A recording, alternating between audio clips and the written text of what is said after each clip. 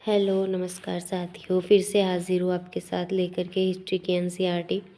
तो क्लास 12 की हिस्ट्री की एनसीईआरटी में हमारा जो चैप्टर चल रहा है विद्रोही और राज 1857 की क्रांति के बारे में।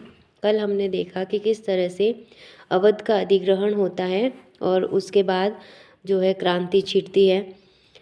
फिर हमने देखा कि अवध के अंदर जो विरोध होता है, किस तरीके से जनता दुखी होती है।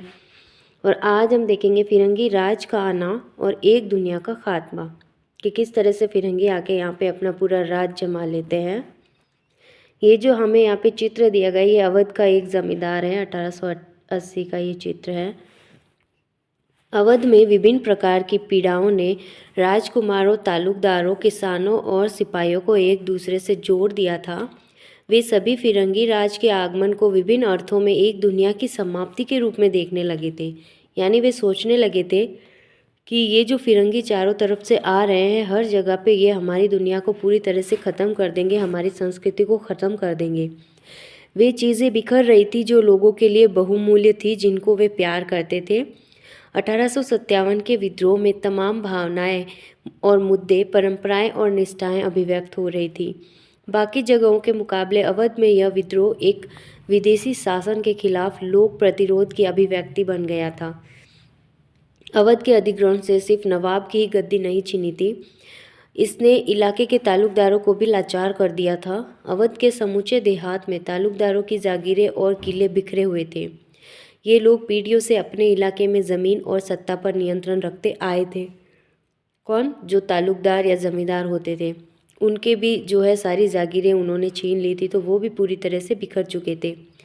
अंग्रेज़ों के आने से पहले तालुकदारों के पास हथियारबंद सिपाही होते थे, उनके अपने किले थे। अगर वे नवाब की संप्रभुता को स्वीकार कर ले तो और अपने तालुकदार का राजस्व चुकाते रहे, तो उनके पास काफ़ी स्वायत्ता भी होती थी। कुछ बड़े तालुकदारों के पास तो 12,000 तक पैदल सिपाही होते थे। छोटे मोटे तालुकदारों के पास भी 200 सिपाही की टुकड़ी होती ही थी। अंग्रेज इन तालुकदारों की सत्ता को बर्दाश्त करने के लिए कतई तैयार नहीं थे और अधिग्रहण के फौरन बाद तालुकदारों की सेनाएं भंग कर दी गई और उनके दुर्ग ध्वस्त कर दिए गए, जो कि हमने देखा था पिछले वीडियो में कि उनकी संधि के अंदर जो शर्तें थी वो यही थी कि सबसे पहले तो राजा की सेना भंग की जाए और उसके बाद अंग्रेजी सेना को रखे, जिसका खर्चा भी राजा ही उठाए। इस तरीके से पूरी तरह जो है पैर काट दिए जाते थे इनके। विभिन्न राजस्व भू राजस्व नीति ने तालुकदारों की हैसियत व सत्ता को और चोट पहुंचाई। यानी विभिन्न जो भू राजस्व नीतियां हैं, उन्होंने तालुकदारों की हैसियत को बहुत ज़्यादा चोट पहुंचाई। जो भू राजस्व की नीतियां हैं उन्होंने ही। अधिग्रहण के बाद 1856 में एक मुश्त बंदोबस्त के नाम से ब्रिटिश भू राजस्व व्यवस्था लागू की गई। एक मुश्त बंदोबस्त जो इस मान्यता पर आधारित थी कि तालुकदार बिचौलिए थे जिनके पास ज़मीन का मालिकाना नहीं था। उन्होंने बल और धोखाधड़ी के जरिए अपना प्रभुत्व स्थापित किया हुआ था।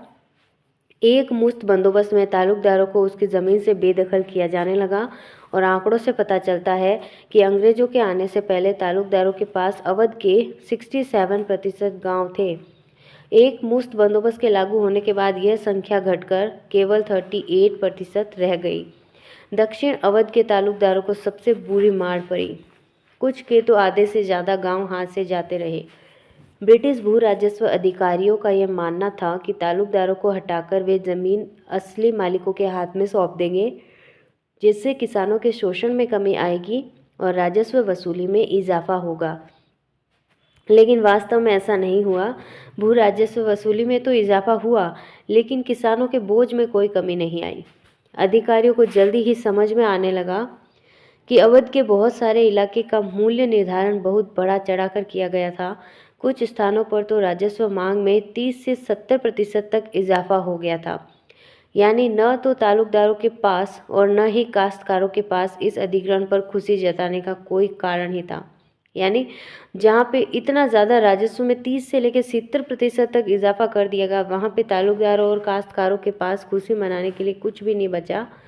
तो तालुकदारों की सत्ता छीनने का जो नतीजा यह हुआ कि एक पूरी सामाजिक व्यवस्था जो थी तालुकदारों के पास, वो पूरी तरह से भंग हो गई।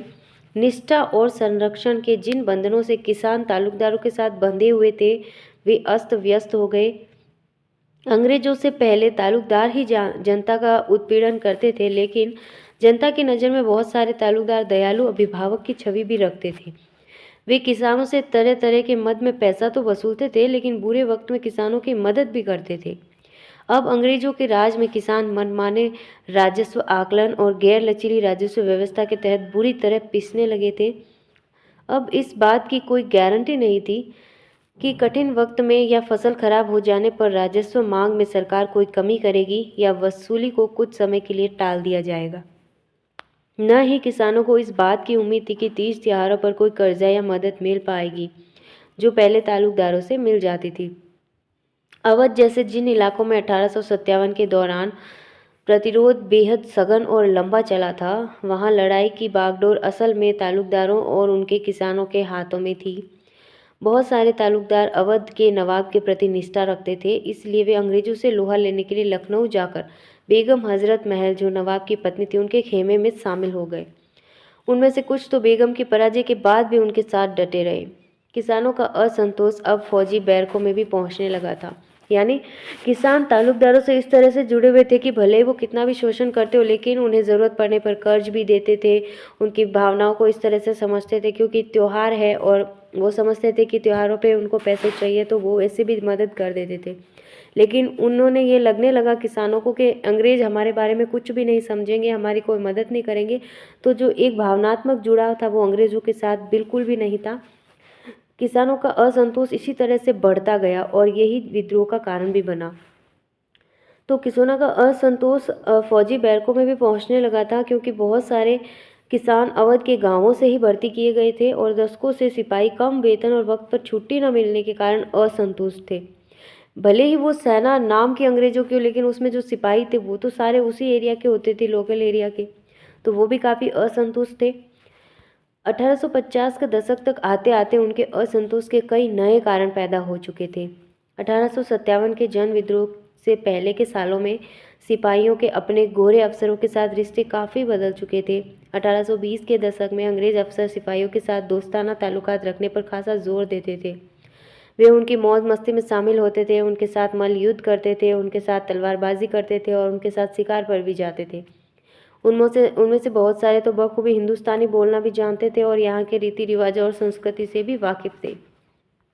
उनमें अफसर की कड़क और अभिभावक का स्नेह दोनों निहित थे। 1840 के दशक में स्थिति बदलने लगी।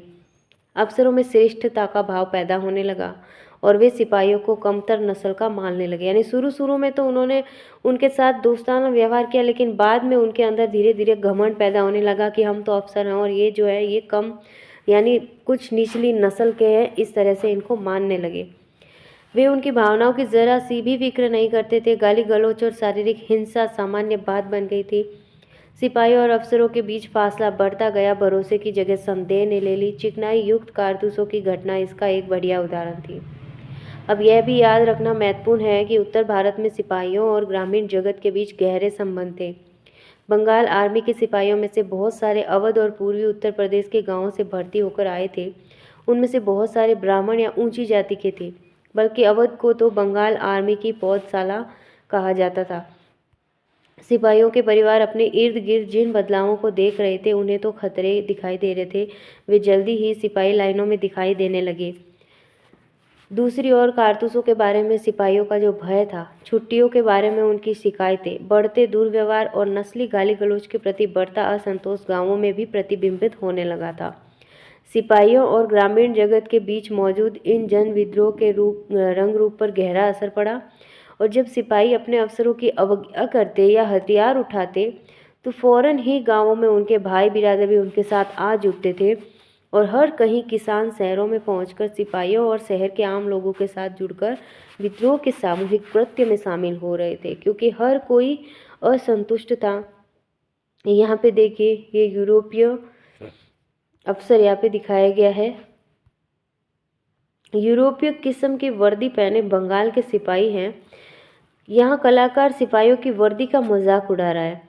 देखेंगे इन तस्वीरों के ज़रिए शायद यह जताने का प्रयास किया जा रहा है कि पश्चिमी पोशाक पहनकर भी हिंदुस्तानी सुंदर नहीं दिख सकते। यानी ये यूरोपीय लोग ऐसा चित्र बनाते थे कि ये जो सिपाही है, जो हिंदुस्तानी सिपाही है, इन्हें बंगाल के जो आर्मी हैं इनमें भर्ती किया जाता था और बंगाल की आर्मी की पौधशाला वो अवध को कहा जाता था क्योंकि मोस्टली अवध से और वहाँ के आसपास के गांवों से भर्ती किए जाते थे और वे इस तरह से बेहुदे चित्र बना के ये साबित करना चाहते थे कि हिंदुस्तानी किसी भी सूरत में सुंदर नहीं लग सकते।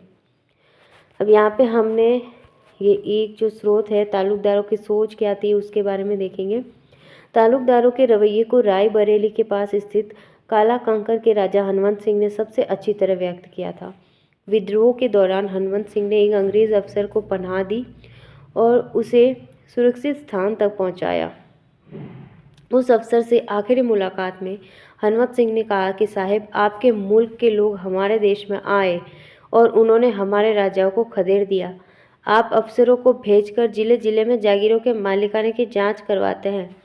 एक ही झटके में आपने मेरे पुरखों की ज़मीनें मुझसे छीन ली। मैं चुप रहा। फिर अचानक आपका बुरा वक्त शुरू हो गया। यहाँ के लोग आपके खिलाफ उठ खड़े हुए। तब आप मेरे पास आए जिसे आपने बर्बाद किया था। मैंने आपकी जान बचाई है, लेकिन अब मैं अपने सिपाहियों को लेकर लखनऊ जा रहा हूँ ताकि आपको देश से खदेड़ सकूँ। यानी किस तरह से अपनी देखो, अब इन्होंने बड़ी सोच दिखाई है कि किसी अफसर को पनाह दी, मतलब मांगने पर उन्हें मना नहीं किया। ये नहीं किया कि उन्हें मौत के घाट उतार दे, बल्कि उनके मुंह पे ये बोल के जा रहे हैं कि तुम्हें ही खदेड़ने जा रहा हूँ। तो ये यहाँ पे इनकी जो हौसला और हिम्मत है वो दिखाते हैं। फिर हम देखेंगे कि विद्रोही क्या चाहते थे। बतौर विजेता कठिनाइयों, चुनौतियों और बहादुरी के बारे में अंग्रेजों की अपनी राय थी। वे विद्रोहियों को एहसान फरामोश और बर्बर लोगों का झुंड मानते थे। विद्रोहियों को कुचलने का एक मतलब यह भी था कि उनकी आवाज़ को दबा दिया जाए। कुछ विद्रोहियों को ही इस घटनाक्रम के बारे में अपनी बात दर्ज करने का मौका मिला। यूँ भी विद्रोहियों में ज़्यादातर सिपाही और आम लोग थे जो पढ़े लिखे नहीं थे। इस प्रकार अपने विचारों का प्रसार करने लगे और लोगों को विद्रोह में शामिल करने के लिए जारी की गई कुछ घोषणाओं और इश्तहारों के सिवाय हमारे पास ऐसी ज़्यादा कोई चीज़ें नहीं हैं जिनकी बिना पर हम विद्रोहियों के नज़रिए को समझ सकें। यानी हमारे पास कुछ इतने खास नहीं है सबूत जिनसे हम समझ सके कि विद्रोही असल में क्या चाहते थे। तो इसीलिए 1857 में जो कुछ हुआ उसे रचने के लिए इतिहासकारों की कोशिशों को बहुत हद तक और मजबूरन अंग्रेज़ों के दस्तावेज़ों पर निर्भर रहना पड़ता था। यानी इतिहासकारों को अंग्रेज़ों के जो मिलते हैं दस्तावेज, उन्हीं पे सारा कुछ निर्भर रहना पड़ता है और वर्णन करना पड़ता है, क्योंकि यहाँ पे विद्रोहियों के बारे में उनका नज़रिया नहीं मिलता है। विडंबना तो यह है कि इन स्रोतों से अंग्रेज अफसरों की सोच का तो पता चलता है, लेकिन इस बारे में ज़्यादा सुराग नहीं मिल पाता कि विद्रोही क्या चाहते थे। एकता की कल्पना। 1857 में विद्रोहियों द्वारा जारी की गई घोषणाओं में जाति और धर्म का भेद किए बिना समाज के सभी तबकों का आह्वान किया जाता था। बहुत सारी घोषणाएं मुस्लिम राजकुमारों और नवाबों की तरफ से या उनके नाम पर जारी की गई थी, परंतु उनमें भी हिंदुओं की भावनाओं का ख्याल रखा जाता था। इस विद्रोह को एक ऐसे युद्ध के रूप में पेश किया जा रहा था जिसमें हिंदुओं और मुसलमानों दोनों का नफ़ा नुकसान बराबर था। इश्तहारों में अंग्रेजों से पहले के हिंदू मुस्लिम अतीत की ओर संकेत किया जाता था और मुगल साम्राज्य के तहत विभिन्न समुदायों के सह अस्तित्व का गौरवगान किया जाता था। बहादुर शाह के नाम से जारी की गई घोषणा में मोहम्मद और महावीर दोनों की दुहाई देते हुए जनता से इस लड़ाई में शामिल होने का आह्वान किया गया। और दिलचस्प बात तो यह है कि आंदोलन में हिंदू और मुसलमानों के बीच खाई पैदा करने की अंग्रेजों द्वारा की गई कोशिशों के बावजूद ऐसा कोई फर्क दिखाई नहीं दिया। अंग्रेज शासन ने दिसंबर 1857 में पश्चिमी उत्तर प्रदेश स्थित बरेली के हिंदुओं को मुसलमानों के खिलाफ भड़काने के लिए 50,000 रुपये खर्च किए। उनकी यह कोशिश नाकामयाब रही। यानी अंग्रेज़ों ने बहुत कोशिश की फूट डालने की और आखिर उन्होंने डाल भी दी फूट, और ऐसी फूट डाली, इतनी खतरनाक तरीके से फूट डाली कि भारत के कई टुकड़े तो किए ही किए, और उनके दिलों के अंदर हिंदू मुस्लिम लोग जो इतना मिलजुल के रहते थे, उनके दिलों के अंदर इतना खतरनाक तरीके से खाई पैदा कर दी कि वो आज तक नहीं मिट पा रही और आगे और बढ़ती ही जाएगी, ऐसा लग रहा है। यहाँ तक कि देखिए, शुरुआत में उन्होंने जब हिंदू और मुसलमानों के बीच खाई पैदा करने की कोशिश की तो ऐसा कुछ खास फ़र्क दिखाई नहीं दिया। वो ऐसा नहीं कर पाई क्योंकि उस समय इन पे अंग्रेज़ों का इतना असर नहीं हुआ था। यहाँ पे एनसीईआरटी की एक ये कमी है कि ये जो पैराग्राफ देती है ना, आधा यहाँ पे देखिए नीचे दिया है। इस पैराग्राफ के बीच में ये स्रोत इतने सारे दे दिए, इतना गैप पेज का दे दिया है बीच में कि बेचारे ढूंढते ढूंढते उनका पैराग्राफ ही गुम हो जाए। ऐसा नहीं करना चाहिए। पहले इनको ये वाला यहाँ पे कंप्लीट कर देना चाहिए। यहाँ पे देखिए ये साइड में खाली जगह बच रही है, ये भी तो वेस्ट हो रही है। इस पैराग्राफ को पूरी तरीके से कंप्लीट करने के बाद इनके बीच में ये स्रोत घुसाने चाहिए ताकि पढ़ने वालों को ऐसे दिक्कत ना आए। इतना दूर जाके इस पैराग्राफ को हम कंप्लीट करते हैं, फिर पढ़ने में थोड़ा मज़ा कम हो जाता है। तो ये जो स्रोत यहाँ पे घोषणाएं जो विद्रोहियों द्वारा की गई हैं, इनको हम पढ़ेंगे डिटेल में नेक्स्ट वीडियो में, और इसके बाद हम पढ़ेंगे नेक्स्ट पॉइंट जो है उत्पीड़न के प्रतीकों के खिलाफ क्या होता था। तो आज के लिए बस इतना ही, फिर हम देखते हैं नेक्स्ट वीडियो में अगले पार्ट में आजमगढ़ घोषणा जो विद्रोहियों द्वारा की गई थी कि विद्रोही चाहते क्या थे उसके बारे में। तो आज के लिए बस इतना ही, मिलते हैं फिर नेक्स्ट वीडियो में। बहुत बहुत धन्यवाद आपका। नमस्कार।